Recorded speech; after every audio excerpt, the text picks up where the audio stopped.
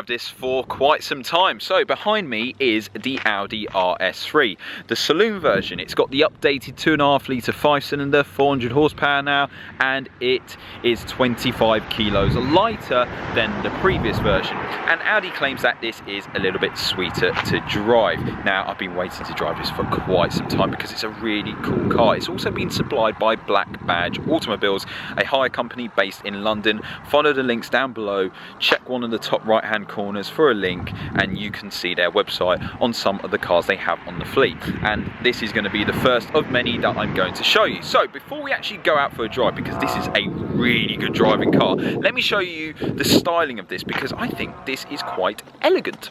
Okay then, so walk around of the RS3 Saloon. Now, the Saloon and the hatchback, I'm not too sure on the styling on the Saloon. I think this is obviously far more elegant to look at, but I think personally I'd have it in a hatchback. But it does look quite understated, doesn't it? Apart from the blinged wheels, you could hardly tell that this is the RS version. Well, no, tell a lie, you can actually tell from this side profile that it is an RS version with those big wheels and that cheeky little lip spoiler. It is quite a stunning piece of kit.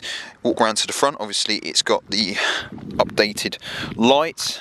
I really do like the number plate on this, and it's got the little Quattro badge, which I think is really cool. It's just a sinister looking thing. Now, Audis in general have always got styling absolutely nailed, interior and exterior. We'll get to the interior later on in a second. But to drive, they've always been a little bit on the numb side. The engines have been phenomenal, but the ride isn't always great. The steering lacks communication and it understeers. But soon, when I go out for a drive, this car is quite surprising. Anyway, let's walk into the inside because the cabin is just super special.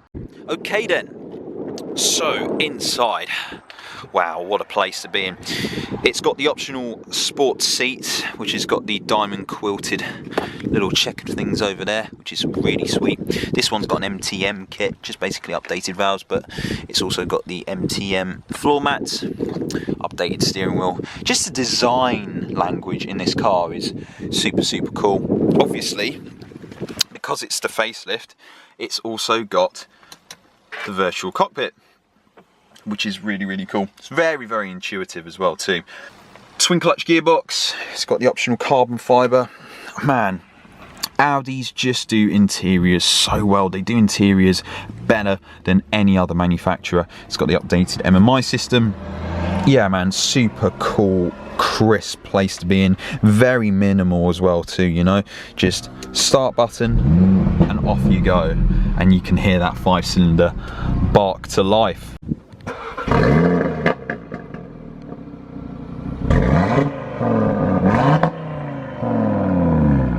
Okay, so on the move in the Audi RS3. Now, before we actually go for a spirited drive, let's start things off in comfort mode, because this car has this lovely ability to just get in and go.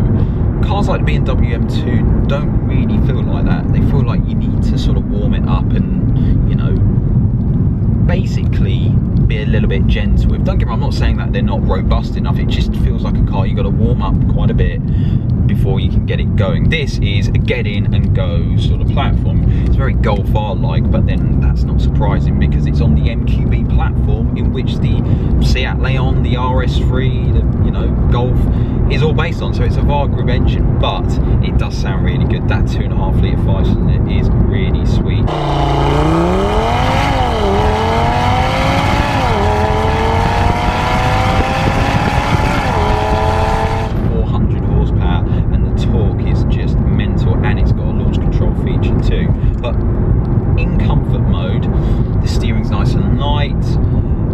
Out of it really well. The cabin, man, what can I say about the cabin? It's just a really nice place to sit in, you know. Seating position is quite a bit high.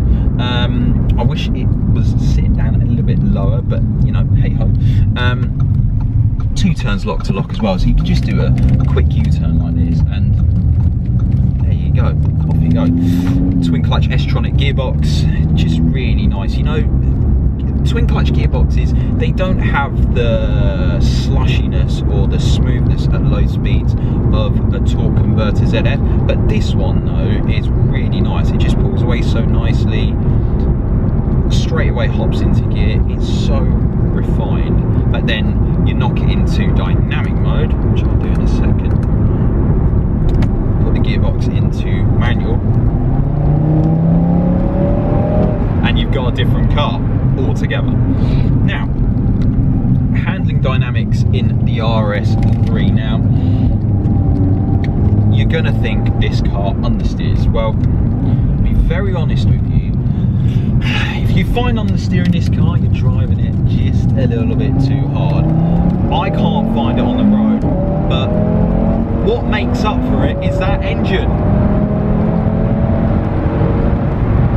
It just pulls.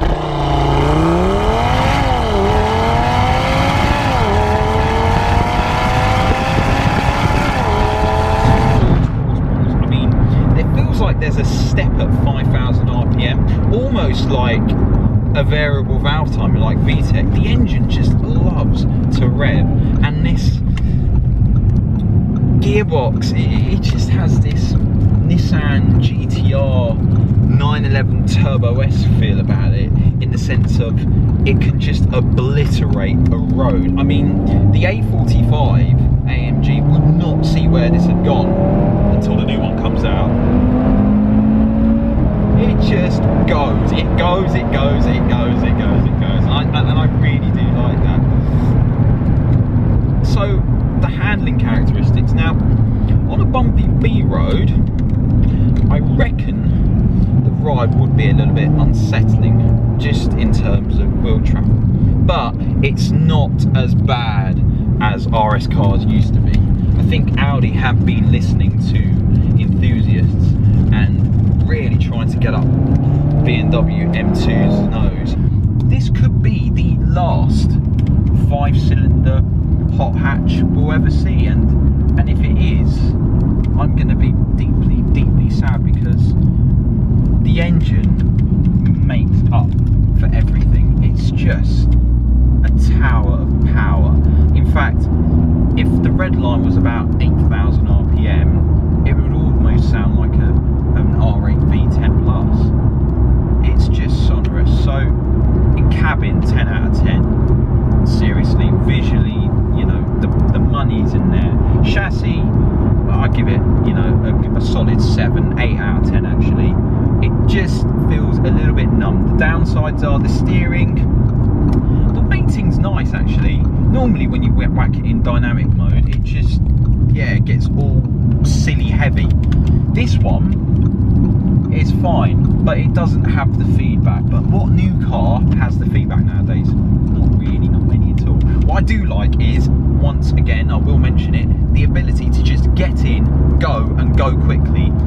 It'd be very hard for an AMG GTR or a Porsche 911 GT3 on damp conditions to follow an Audi RS3. In fact, I don't think there's any car that could keep up with this in everyday road conditions. It's just that fast. In fact, let me turn around and I'll do a launch control. So, doing launch control in an RS3 is pretty simple.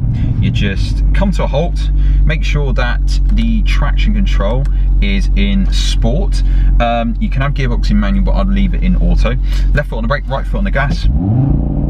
Hold it at 3,000 RPM and that's 60. It's just mental, absolutely mental. Where cars have gone and where they have become is just uncanny. It's not the most engaging car to drive, but if you want a car that does everything, seats 5 people, looks elegant, that doesn't look too chavvy, has the best cabin, makes a brilliant noise, then look no further. The RS3 is the car to have.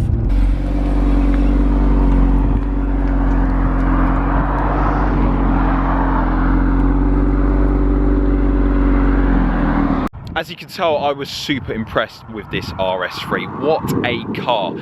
It just does everything super well. Big shout out to Black Badge Automobiles for making this happen. Go check them out on Instagram, follow the links down below and see what cars they've got on offer for you to rent out. Until next time folks, see you later.